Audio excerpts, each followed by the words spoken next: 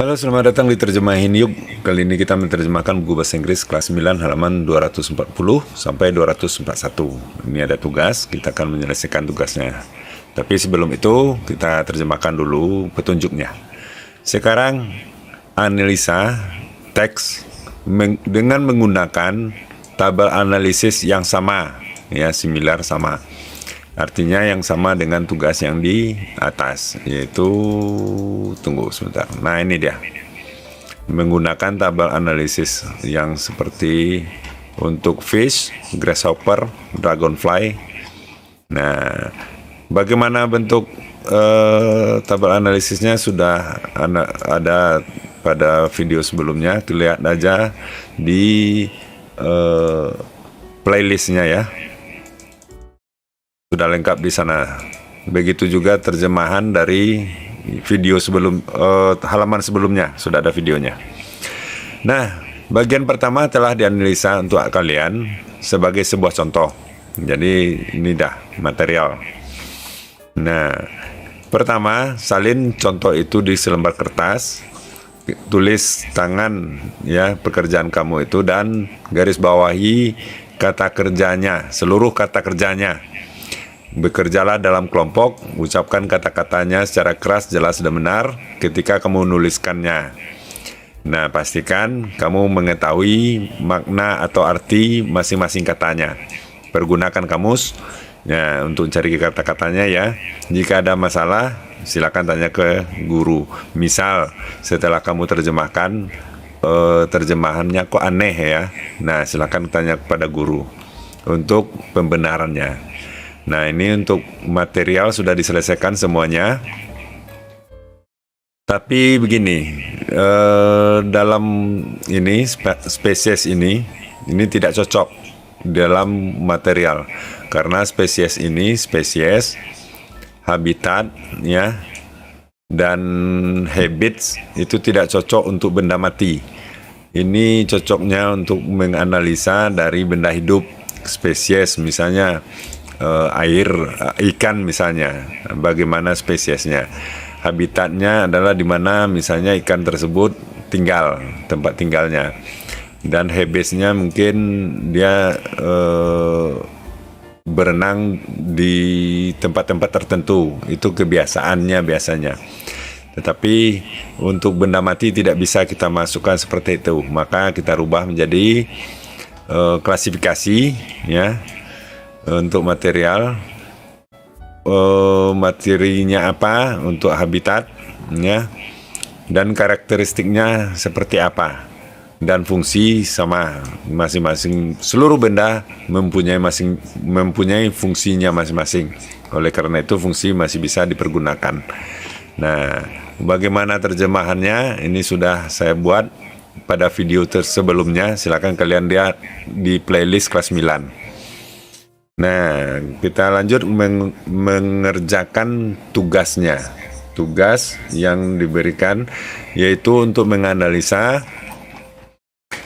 mulai dari spons, ya, fabric, kemudian wood. Nah, saya sudah buatkan tabelnya seperti ini, ya. Nah, kita lihat. Nah, ini dia. Spons ya. Nah, kita mulai ide pokoknya. Nah, klasifikasinya apa?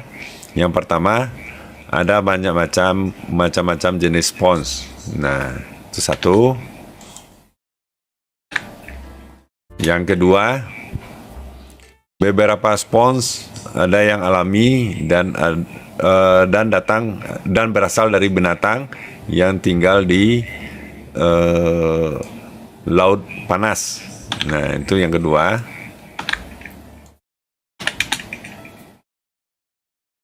Dan yang ketiga, kebanyakan spons. Nah, ini dia. Ini yang ketiga. Ya, kebetulan cuma 3 itu ya klasifikasinya. Nah, materinya apa saja? Nah, materinya ada ini terbuat dari bahan alami ya, dan juga kebanyakan dibuat dari rubber ya. Ini dia karet. Nah, itu materialnya, bahan-bahan pembuat spons. Bagaimana karakteristiknya? Nah, karakteristiknya dia bisa menyerap air dengan baik ya. Itu yang pertama.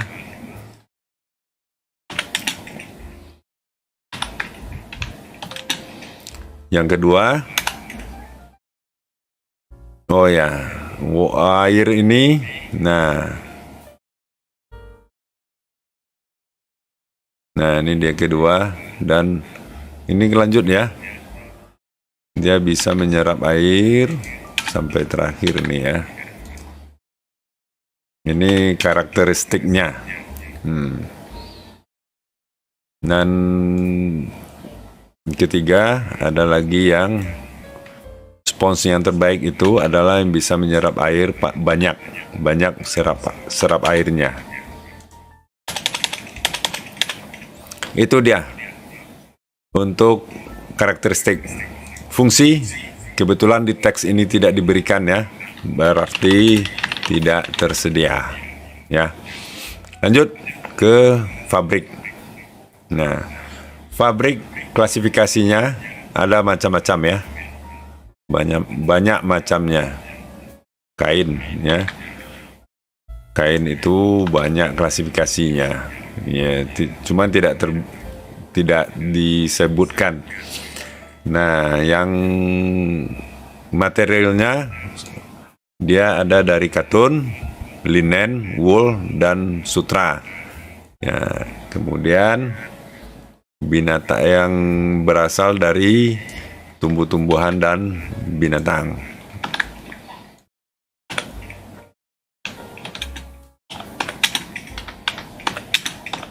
Itu yang pertama.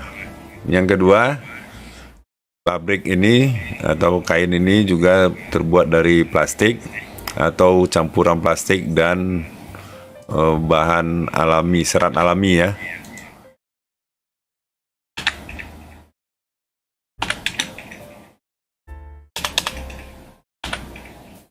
Nah, karakteristiknya, dia memiliki bermacam properties ya. Sampai sini. Itu dia untuk fabrik. Karakteristik. Fungsinya adalah dipergunakan, di mana dipergunakan di rumah untuk membuat pakaian,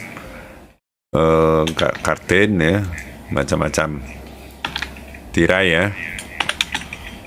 Nah, untuk penutup furnitur di rumah, itu fungsinya. Lanjut ke kayu.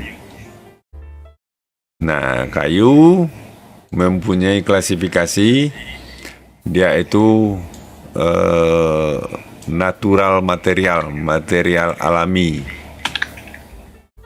Nah, materinya, sumbernya berasal dari trunk ya, trees,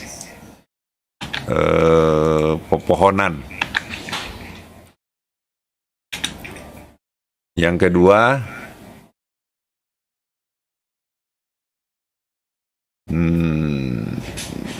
materialnya berbeda, pohon menghasilkan kayu yang berbeda juga.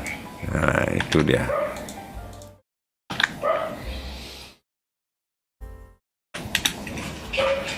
Nah, lanjut karakteristik.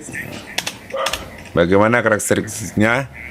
Beberapa kayu sangat keras.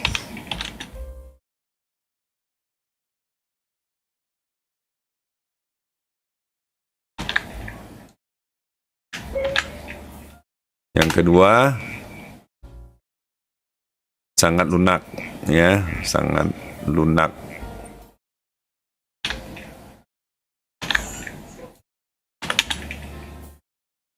Yang ketiga, kebanyakan kayu cukup ringan sehingga bisa mengapung di air, di atas air. Yang keempat, dia memiliki bau ciri khas, bau yang khas. Yang kelima, ketika kita pukul dengan hammer, dia memiliki suara yang khas.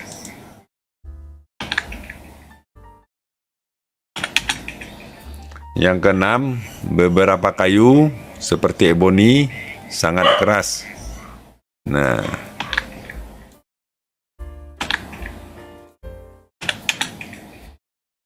yang ketujuh, ada lagi yang kayu balsa ya, yang sangat lunak.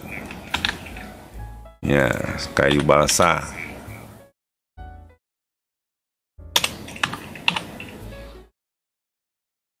Itu dia fungsi-fungsi dari karakteristik ya. Nah, kemudian fungsinya ini dia semuanya. Fungsi dari kayu ya.